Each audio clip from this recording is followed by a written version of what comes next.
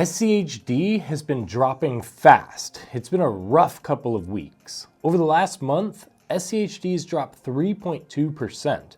Over that same time period, the S&P 500 is up over 3%. SCHG, for growth, is up 7.38% in the past month. Palantir's up almost 24% in the past month. Okay, that last one wasn't fair. Palantir's just been a cheat code lately. But anyways, you guys have been spamming the comments section or send me emails and worried about your SCHD position. So let me jump on here and give you my thoughts and what I'm looking for and how I'm going to be dealing with this situation and investing over this next year. I see so many people commenting and just in general saying ditch SCHD and go all in on growth ETFs and AI. Please do not do that. Right now, that seems like the best option, and yes, a lot of people are making a lot of money right now, but I promise you, putting all the eggs in that basket is a quick way to lose some money. No matter what, you shouldn't have all your money in one industry or one type. Now, the first thing I want to point out is that time frame that I opened up this video with. Guys,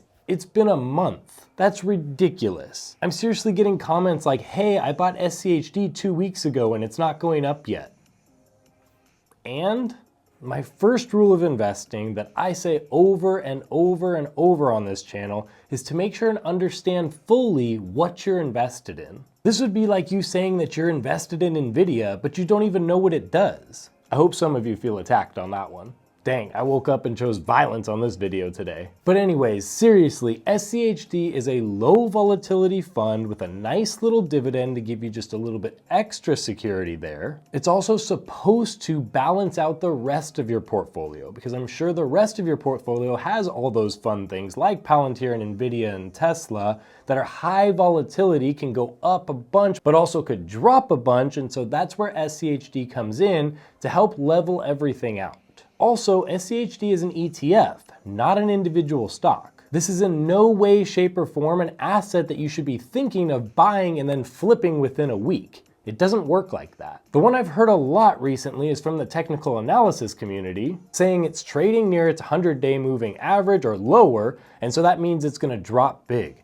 If this was a regular stock, that argument might work, but with an ETF, and specifically this ETF, that doesn't apply here. Also, can we take a quick second and breathe? What is a good return each year? An average of maybe 8%? If you were able to get 10%, you'd be very, very happy. So SCHD on a lackluster down year is currently over 9% year to date. That's just price appreciation. Add in the current dividend yield of 3.31%, and now we're talking about a total return of 12.31%. At just $500 invested per month for only 20 years at that rate would give one about $450,000, and this is on one of its worst years. I feel like I'm the Wolf of Wall Street and they're trying to tell me to leave and to get rid of SCHD and that it's time to switch up from one of my favorite ETFs and leave. Well, guess what? I'm not leaving. I'm not leaving! The show goes on! Okay, so why is SCHD falling lately? I have a couple thoughts on that, and then after that, I'm gonna tell you how I'm gonna invest at the end of 2024 and all through 2025. So SCHD is down, but first of all, it's not just SCHD. Value ETFs in general, like Vanguard's VTV, is down 1.42% in the past month.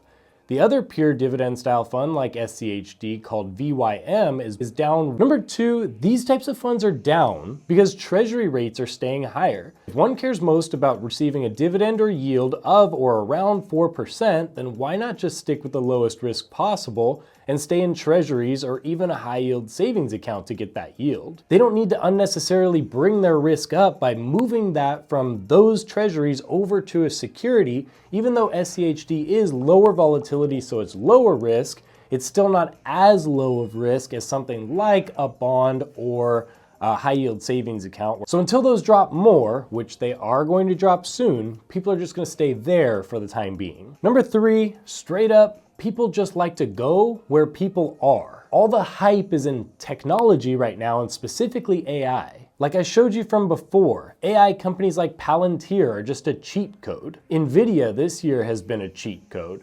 Nvidia is up 174% for the year to date. People that are coming out of bonds and high yield savings accounts because they do see that the rates are dropping and will continue to drop, those people are going to probably take a portion of that money, at least the first money right now, and dabble in something that's exciting and that seems to just be an unlimited cash machine, and they're gonna put money into those growth ETFs or growth stocks for the time being, just for a little while. And then once they make those profits from those companies and those ETFs, as soon as they start to see even just a little bit of teetering of those growth ETFs or growth stocks dropping, they're gonna pull all their money out because they're much more safe investors. And at that point, they'll be happy with that profit. They're gonna then take that profit and throw it into something that they know is tried and true. And at that point, that's gonna be value ETFs, dividend style ETFs like SCHD, especially because the only other option of safe would be something like bonds or high yield savings account or money market account. And all those are gonna be down to like 2% yield, which isn't very fun. Number 4, and the fourth reason that SCHD is down is just plain and simple, guys. The stocks that the fund tracks are just down a little bit right now. These stocks hold up very well in a recession or a correction or a down market. And obviously right now in 2024, we've had a booming stock market. So of course some of these aren't gonna be doing that well. The top 10 in SCHD are these guys right here. And this makes up about 40% of the entire fund. Home Depot stock over the past month is pretty flat. BMY is down 1.64%. Chevron is way down over the past month at over 7%, but we all know this is going to change next year. So yes, the fund is down and the underlying stocks are down a bit, but there's a method to the madness, and what I want you to understand is that this is okay. It's actually more than okay if you're a true investor. Why is it that when stocks or ETFs go up like crazy, people are much more excited to buy into them? Nvidia's at $100 a share? Nah, I'm good. Nvidia's at $150 a share now. Okay, I'll buy some. SCHD's at $30? Okay, I'll buy it. Oh, SCHD's down to $27? No, I'm not gonna buy that. I might actually sell it now. What? Forbes said it best this last month in a very good article. They said that SCHD is a diversified mix of top-rated dividend stocks and an exceptionally low expense ratio, rendering it attractive for investors. SCHD's track record of double-digit annualized returns for the long term still render it appealing for long-term investing, although past performance is no guarantee for future returns. SCHD also fares well on dividend growth metrics. It has grown dividends for 12 years in a row at a 5-year growth rate of 12%. SCHD is a great fund that consistently grows its dividend and has consistently had an average appreciation at almost 12% per year. It also has a solid dividend over 3%, usually closer to 3.5%, so it provides safety there with cash flow. Because even if SCHD had a flat year, it just grew 0%, you as the investor would still earn a dividend of that 3.5%, so actually you got 3.5%, not 0%. If a different ETF, like say a growth ETF, were to grow at 0%, that's how much you would make, 0%.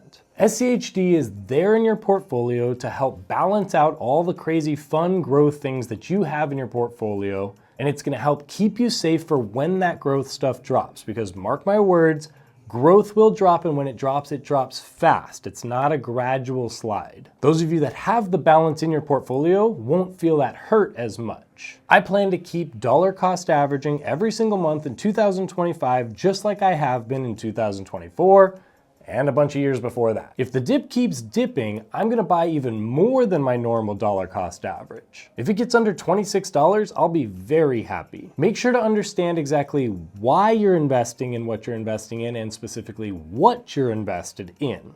Understand it 100%.